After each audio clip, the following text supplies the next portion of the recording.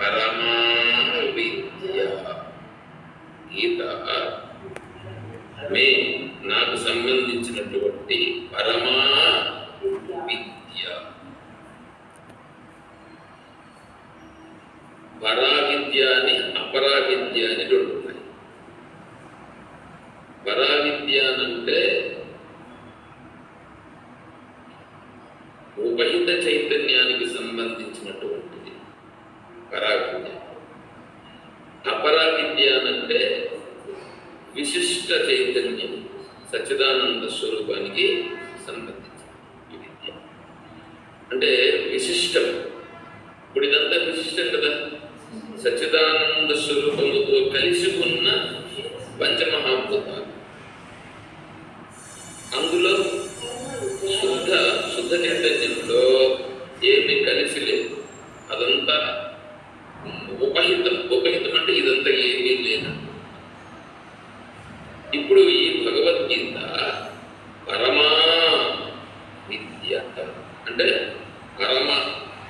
పరవిద్య, పరమా విద్య. దీనిని పట్టుకుంటే బ్రహ్మరూప న సంశయ. భగవద్గీతను పట్టుకొని భగవద్గీతను ఆశ్రయించి ఆ భగవతత్వాన్ని భగవంతుడు చెప్పిన విధానముగా ఎవరైతే ఆశ్రయిస్తారో, ఆచరిస్తారో, అలా ఉంటారో వాళ్ళు బ్రహ్మరూప. బ్రహ్మరూపం అంటే బ్రహ్మనైపోతారంతే. నా సంశయ, దాంట్లో సంశయం. అర్ధమాత్ర అది ఎటువంటిదంటే మాత్రలు 4 ఉన్నాయి. ఆ ఉ మా అర్ధమాత్ర. అమాత్రోనంతమాత్రస్య ద్వైతస్యోపశమః శివః. ఓం అకారో విదితో యేన స మునిః నేతలోచనః. ముని అంటే ఎవరు చెప్తాను, గౌడపద తెలుసు. అమాత్ర అనంతశ్చ ద్వైతస్యోపశమః శివ. అమాత్ర స్వరూపం.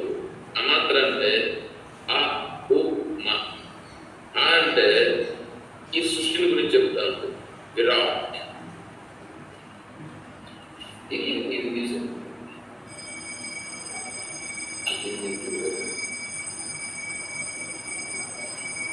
అమాత్ర అంటే విరాట్.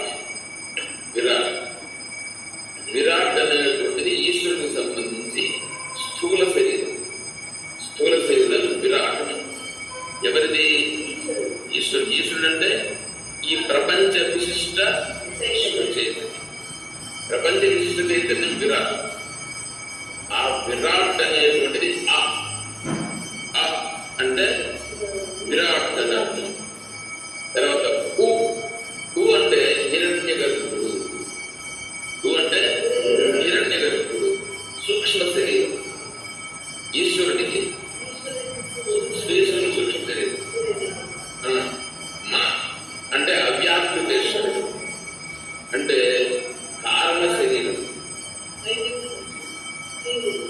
జీవుడికి వీడు జీవుడు ఉన్నాడుగా, జీవుడు వీడే విశ్వడుగా ఉన్నాడు. ఇప్పుడు మెరుగుతున్నాడుగా, వీడు వేరుగా ఉన్నాడు కాబట్టి విశ్వడుని అనుకుంటున్నాడు. వీడే శుద్ధ విద్య అయితే ఇతమే పరమ విద్య. ఆ విద్యను తెలుసుకుంటే ఈ విశ్వడు విరాట్ అయిపోతాడు. ఈ తైజసుడు హిరణ్యగర్భుడైపోతాడు. ఈ ప్రాజ్ఞుడు అవ్యాకృతేశ్వరుడు. వీడుండడు దీంట్లో కలిసిపోతాడు. ఈ స్థూల శరీరం సూక్ష్మ శరీరం బాధించదు. ఇది స్థూల శరీరం అంటే సృష్టి, సూక్ష్మ శరీరం అంటే స్థితి, హిరణ్య గర్భుడు. కారణ శరీరం అంటే ప్రళయం. ఇప్పుడు అమాత్ర అంటే ఇవి 3 లేనటువంటివి. ఈ 3 లయించిపోతే ఉండేది అది అమాత్ర. ఇది ఆ ఉ మా అమాత్ర. సరే, అందుకే ఓంకారాన్ని పట్టుకుంటే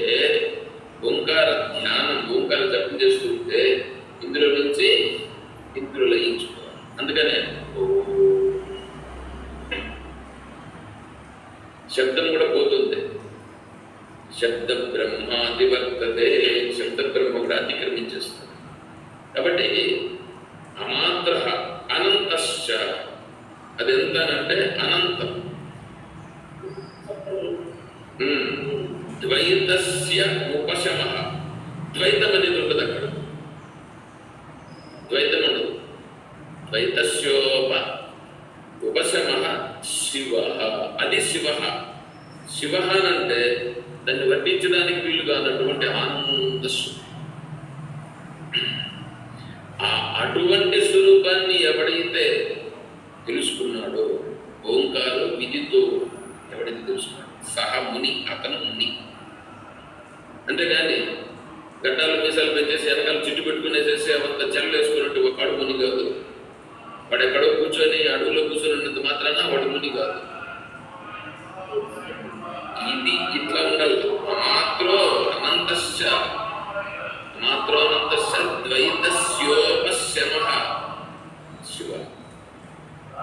ఇట్లా ఎవరున్నాడో తను ఓంకార యొక్క స్వరూపం ఇది అని ఎవడైతే తెలుసుకొని తను అలా అయిపోయినాడో అతను ముని. అతను ముని.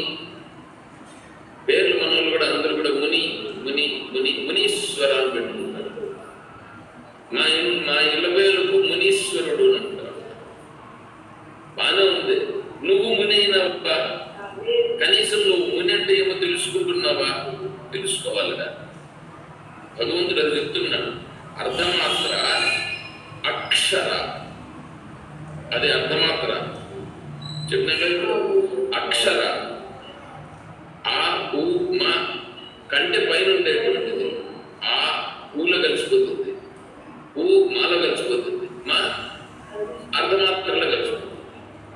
అది అట్లా ఏదైతే కలిసిపోయిందో అది అర్ధమాత్ర, అది నిష్ప్రతియోగి బ్రహ్మ. జాగ్రత్త, మెలుకొని ఉండవు. వాళ్ళు పడుకుంటామా? పడుకుంటే జాగ్రత్త ఏమైంది? స్వప్నంలో కలిసిపోయింది.